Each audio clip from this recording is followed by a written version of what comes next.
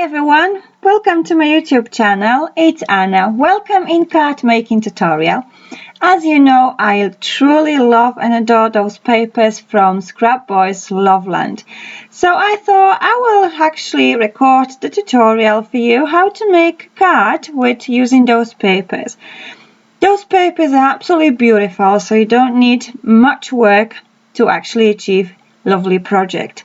So I've picked few elements what I firstly cut to use to decorate my card, and I have 3 layers of papers what I'm just distressing using scissors.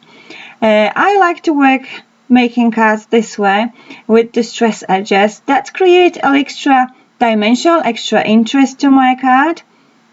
And also when I tack them together, I also like to lift the edges a little bit. That is also creating extra dimension, so the card is not totally flat, it has some dimension there. So once all the layers are distressed, I will attach them together. So firstly, I will attach those chipboard pieces using hot glue gun onto my bottom layer of my card. You can use also foam tape if you don't have those chipboard pieces. I usually save them when I'm ordering chipboards. They usually come in with those as a protector between the chipboards. So that's what I use on my project as well. So as you see, I'm just lifting the edges now just to create dimension to my layers.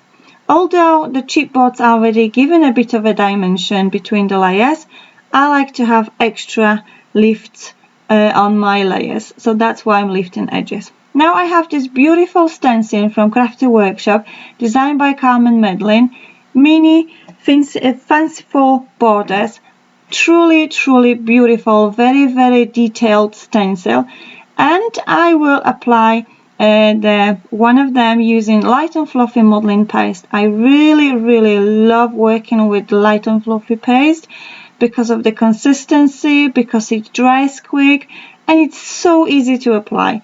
So if you're looking for a good modeling paste, I will recommend you to get this one because it's just perfect.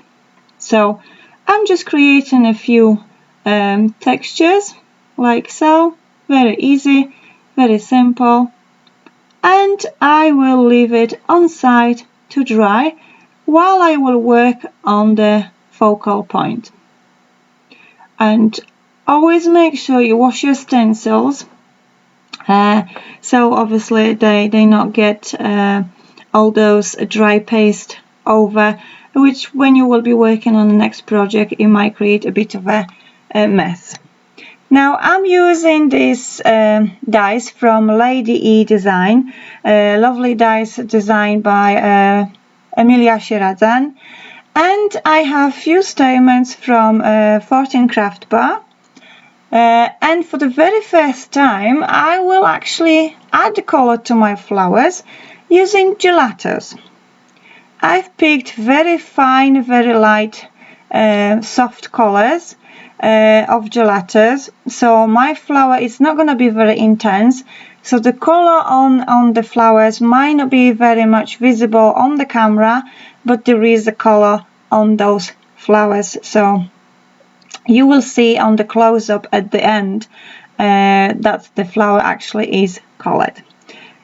Maybe because the camera is just not picking the colors because of a distance. Maybe when the next video I will create playing with Gelatos, I might do a bit of a close-up with zooming my camera a little bit further down. But for now, this is what I have. So I'm just applying my crayon using the sponge, makeup sponge, and I'm just going on the edges of my petals, just on the top layer only. It's not necessarily to apply on both of them because it's not going to be much importance in my eyes.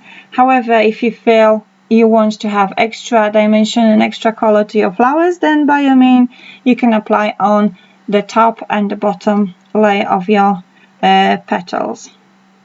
Now I'm using this strawberry color and I'm coloring the center of my flower. On one of the layers I would like to have more intense color, and this one I will be using on the bottom layer on my flower. It's because I want these highlights to be more visible, just to be a little bit more intense and more soft on the top. So that will perfectly match the combination of shades to my papers what I'm using.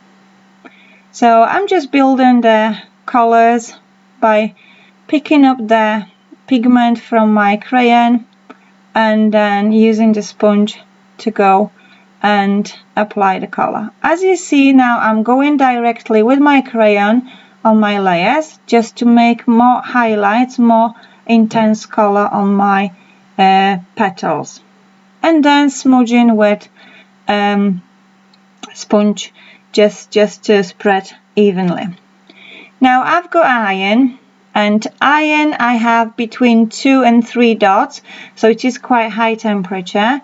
And what I want to do, how I like to do my flowers, I'm just twisting the edges like so. When I'm creating flowers using foamiran, I don't intensely use much of shaping tools. Mostly I'm just using my fingers to give a shape to my flowers. So what I'm doing, I'm just unfolding the layers and gently stretching each of the layers, each of the petal through my fingers like so. So it's very simple, nothing complicated. Anything is achievable just working with the hands only. There you go, my bottom layer is ready. Now I'm moving on to my top layer and repeating the process like so. As you noticed, I'm working very close to the center of the flower. I want the end of my petals to be curled, to be wrinkled, like they are not very perfect, like each flower it's different. So that's why I like when I'm creating my flowers. Now I have this great tool from Tonic Studio, designed by Tim Holtz, to poke the holes through my layers of the flower. And now I will attach my stamens. So firstly I just want to put them on even length like so, and applying them in half on this floral wire what I keep using when I'm creating the flowers.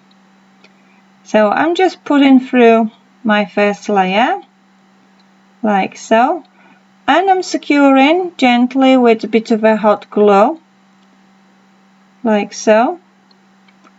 So I'm just putting a little bit of a glue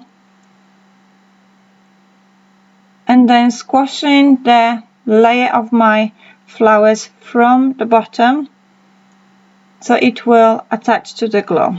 Now I can put this berry through my center like so.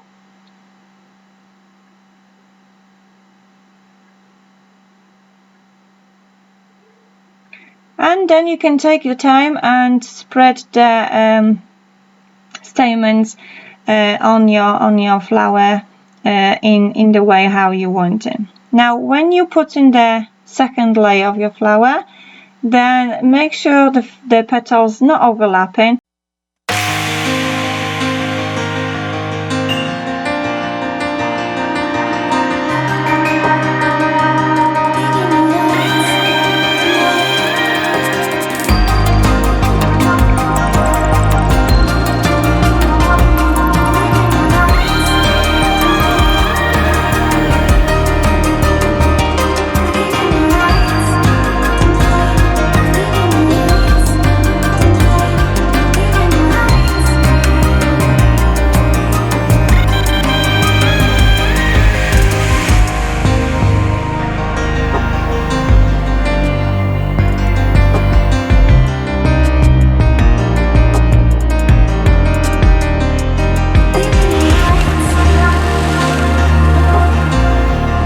So my flower is ready. Now what I just need to do, I need to trim off the excess of my stamens, and that is it. Then I will be moving on to build up the composition. I have this beautiful chipboard from my friend Maremi Small Art. I received them as a gift from my lovely friend Janet from USA. Thank you so much, Janet. Now you can see I am actually using those chipboards what you've sent me. So I've picked one of the chipboards what I like to put on my card. It will be kind of covered with the other embellishments what I will add, but it still will be visible in some areas. So now I just need to decide where I want this chipboard to be, if it's just in the center or if it's more into the side, and I just went just right to the center. Also have these two lace flowers, also from Maremi Small Art, Marta Lapkowska shop. I will link her shop for you in the description box below if you would like to do any shopping, as well the Scrap Boys and Crafty Workshop. So if you want to pick those products what I'm using making this card. So as you can see, this card is very simple. It's very easy to actually work with those beautiful papers. You don't need many tools because they are just beautiful themselves. So it's just few details, and there you go, your card is ready. Now I'm adding a little bit of a cheesecloth just to add a little bit more of interest to my card. And I'm securing it with hot glue. The decent amount of hot glue will allow them to stay in the position, will allow them to be glued down, because I've joined them in the middle where the flower is going. Now I just need to add final touches to my card. So those flowers go in there, and a couple of leaves.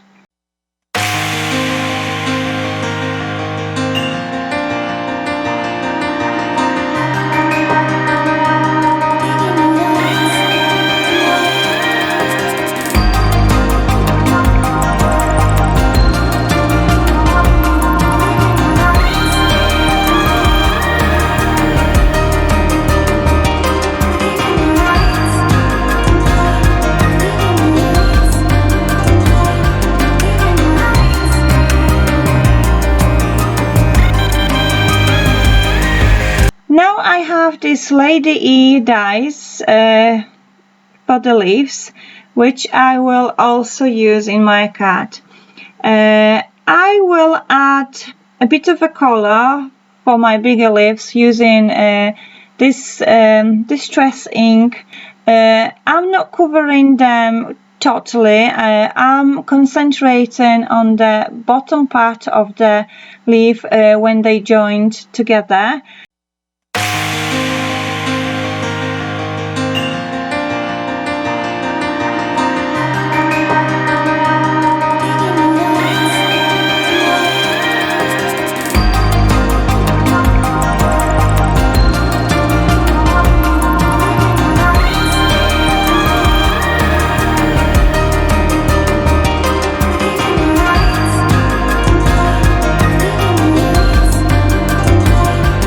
I just need to crinkle them a little bit so they're not flat. That's what I like to do with working paper elements. So that is also creating a more dimension to my project. So now I just need to decide where I want those leaves to go, and I will glue them with hot glue.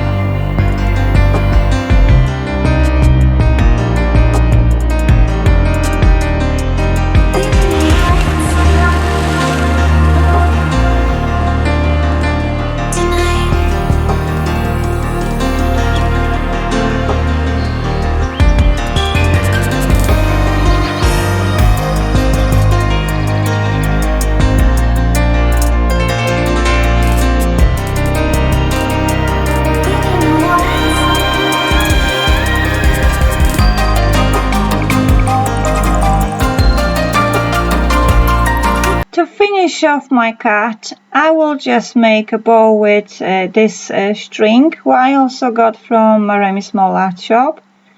That is creating just a final touch for my card. If you don't have a string, you can equally use ribbon. Ribbons also work fine, or you can use any other string. It's also absolutely fine.